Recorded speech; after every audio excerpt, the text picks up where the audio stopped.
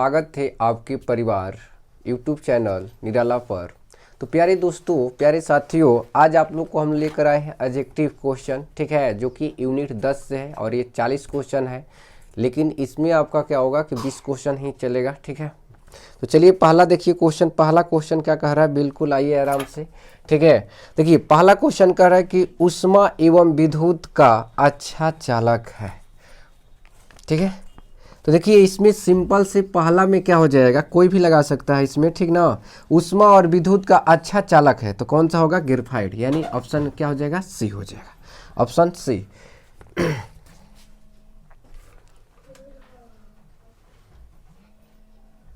Question क्या कर रहा है कि निम्नलिखित अपरूपों में कार्बन का सर्वाधिक प्रतिशत अधिकतम है, यानी इसमें पूछ रहा है कि किसमें अधिकतम है।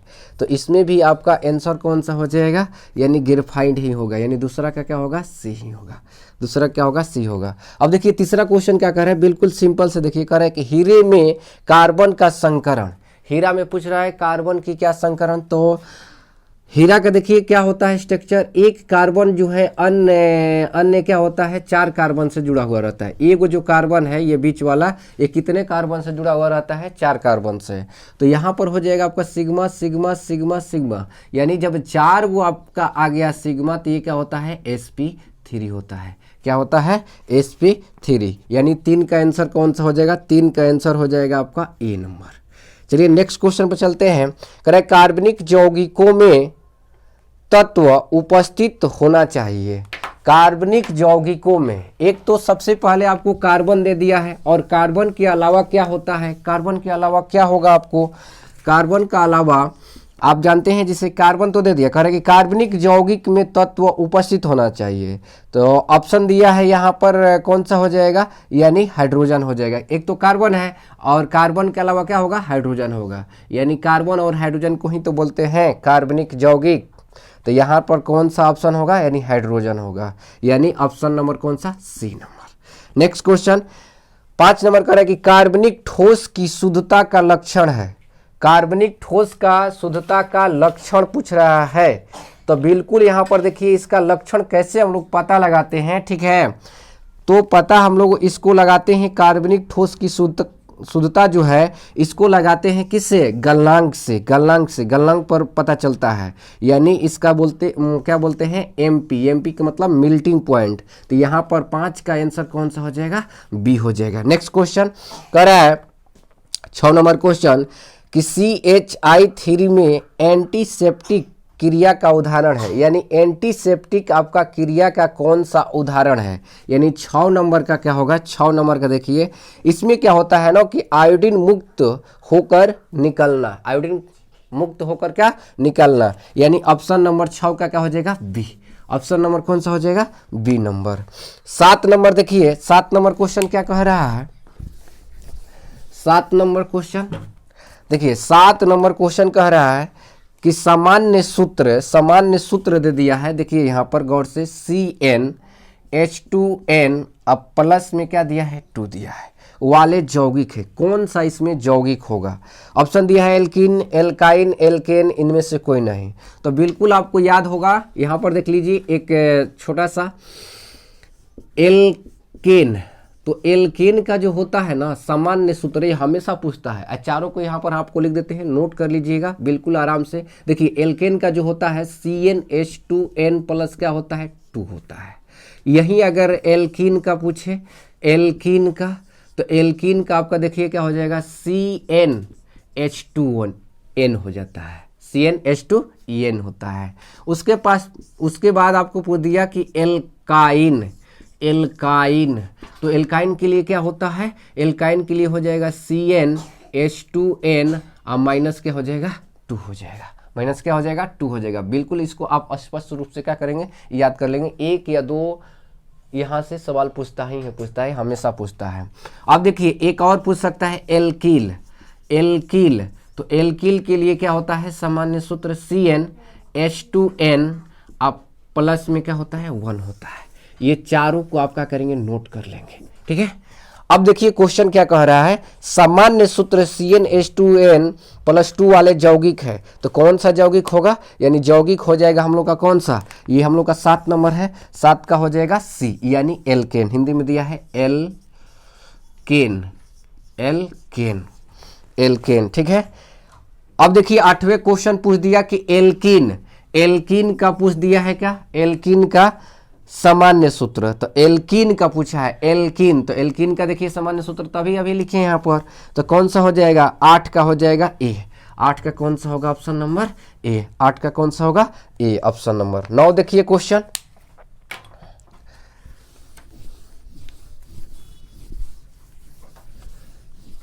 देखिए 9 नंबर क्वेश्चन क्या कह रहा है कि एथेन में कार्बन का संकरण, एथेन, तो एथेन कह रहा है, एथेन कह रहा है, एथेन में, एथेन में यानी एथ के मतलब 2 गो कार्बन है, और कार्बन कार्बन क्या है, सिंगल बॉन्ड, उसके बाद क्या होगा आपका हाइड्रोजन होगा, हाइड्रोजन होगा, ठीक है, हाइड्रोजन, हाइड्रोजन, तो बिल्कुल यहाँ पर ध्यान दीजिए क्या पूछा है, संकरण पूछा है, तो संकरण के लिए प्यारे बच्चों ये आप स्टेप ध्यान रखिएगा, अगर कार्बन कार्बन सिंगल बॉन्ड है तो 1 सिग्मा होता है, ठीक है, अगर अगर अगर अगर आपका क्या मान लीजिए कि कार्बन कार्बन क्या डबल बॉन्ड है तो एगो सिग्मा होता है, एगो क्या होता है, पाई होता है, बी नंबर।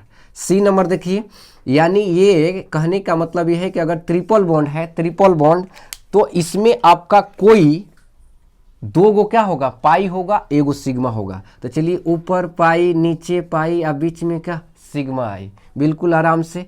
अब देखिए इतना याद करने की क्यों ये लिखा जाता है, क्योंकि उसमें जो डबल बॉन्ड होता है या ट्रिपल बॉन्ड जब आ जाता है तो पाई की कोई आवश्यकता ही नहीं होता है संकरण निकालने, सिर्फ सिग्मा का सिर्फ होता है। तो अब यहाँ पर देखिए अगर आपके पास 2 गो सिग्मा आ रहा है, 2 गो सिग्मा आ रहा है, ठीक है, 2 गो अगर सिग्मा आ रहा है तो इसको sp लिखा जाता है, क्या लिखा जाता है, sp। अगर 3 गो सिग्मा आ गया तो sp क्या होगा, 2 होगा, अगर 4 गो आपके पास सिग्मा आ गया तो क्या हो जाएगा, sp3 हो जाएगा, sp3, इसको नोट कर लेंगे आप लोग।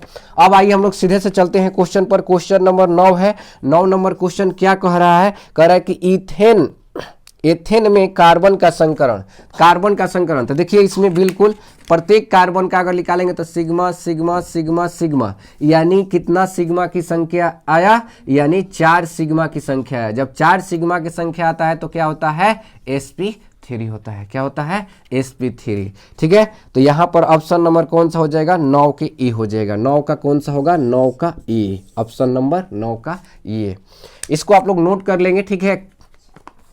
अब आइए हम लोग 10 नंबर क्वेश्चन पर चलते हैं। 10 नंबर कह रहा है कि इथाइन में, इथाइन, इथाइन में पाई बॉन्ड की संख्या पूछ रहा है, इथाइन में पाई बॉन्ड की क्या पूछ रहा है, संख्या। इथाइन कहे तो क्या होगा, इथाइन कहे तो आपका बिल्कुल से इथाइन, आराम से देखिए इथाइन, इथाइन, तो इथाइन में देखिए ईथ के मतलब तो आप जानते ही हैं 2 कार्बन होता है, ठीक है, इसका मतलब क्या होता है, YNE के मतलब यानी कार्बन कार्बन क्या है, यहाँ पर ट्रिपल बॉन्ड है, क्या है, ट्रिपल बॉन्ड है, ध्यान दीजिए ट्रिपल बॉन्ड है, और उसके बाद क्या होगा, H होगा। इथाइन का यही हम लोग का क्या होता है, संरचना होता है। अब आइए ध्यान दीजिए इधर, हम लोग को से पूछा क्या है, पाई की संख्या, तो सिंगल बॉन्ड पर तो पाई होता ही नहीं है, डबल पर होगा या ट्रिपल पर होगा, तो देखिए ऊपर पाई और नीचे पाई और बीच में तो सिग्मा आ गया।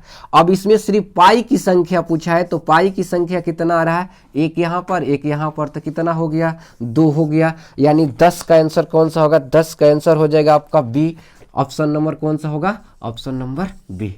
नेक्स्ट क्वेश्चन, अब देखिए एल्काइन का सामान्य सूत्र पूछ दिया, एल्काइन का, तो अभी अभी आपको बताएं, बिल्कुल आप सिंपल से लगा सकते हैं एल्काइन का। 11 नंबर में क्वेश्चन में क्या पूछा है, एल्काइन का सामान्य सूत्र, एल्काइन का सामान्य सूत्र, एल्काइन, एल्काइन, तो एल्काइन का सामान्य सूत्र क्या होता है, CnH2n और -2 होता है। तो देख लीजिए ऑप्शन में कहाँ पर है, ऑप्शन आपका हो जाएगा 11 का कौन सा, सी, 11 का कौन सा हो जाएगा, सी। नेक्स्ट क्वेश्चन, अब देखिए हैलो एल्केन्स में कार्बन प्रसंकृत रहता है, हैलो एल्केन में पूछ रहा है कि कार्बन प्रसंकृत, यानी संकर पूछे या संकरण पूछे या प्रसंकृत पूछे, उसका मतलब क्या होता है, आपको sp3 या sp2 या sp2 निकालना है इसमें।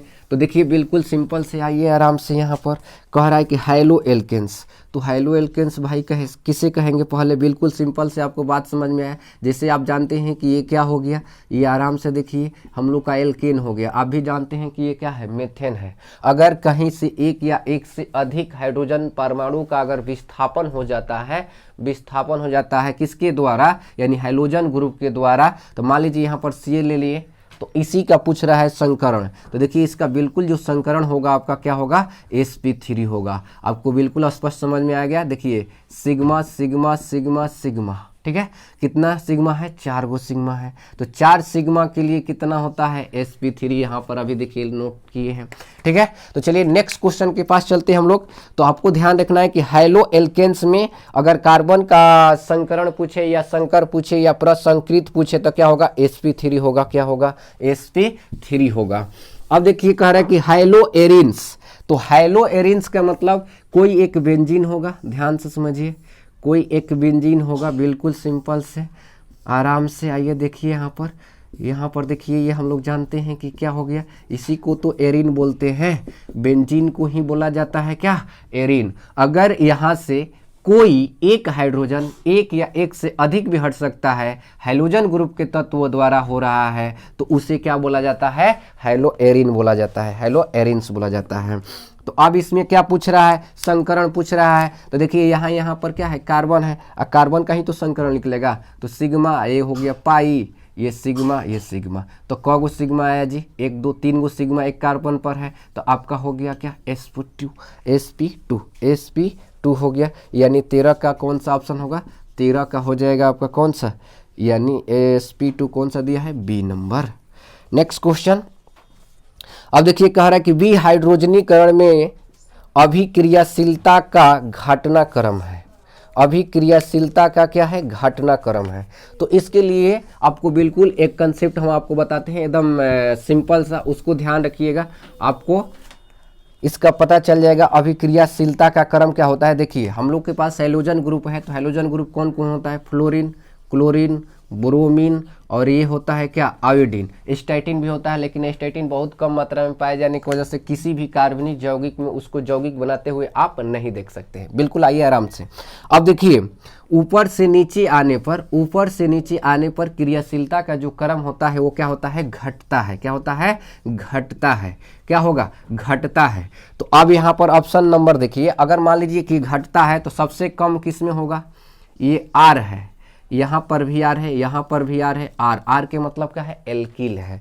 तो अब इसमें ऑप्शन देखिए आपका कौन सा हो जाएगा, बिल्कुल सिंपल से, यानी बी नंबर।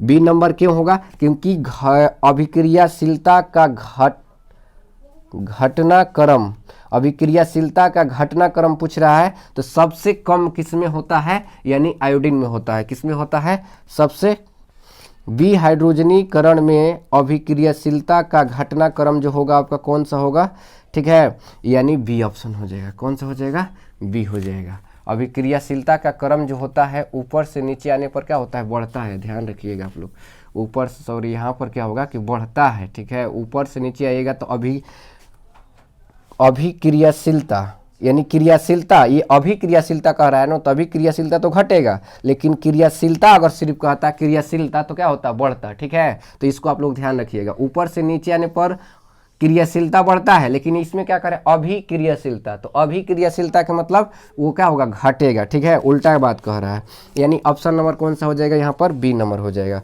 अब नेक्स्ट क्वेश्चन 15 नंबर। नमस्कार।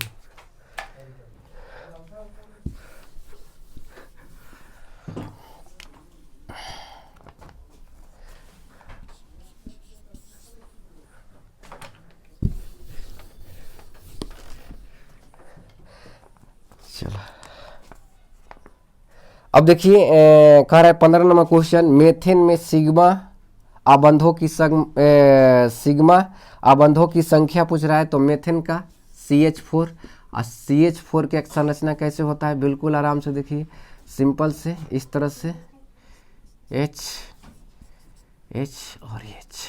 ठीक है, अब इसमें सिग्मा आबंधों की संख्या पूछ रहा है।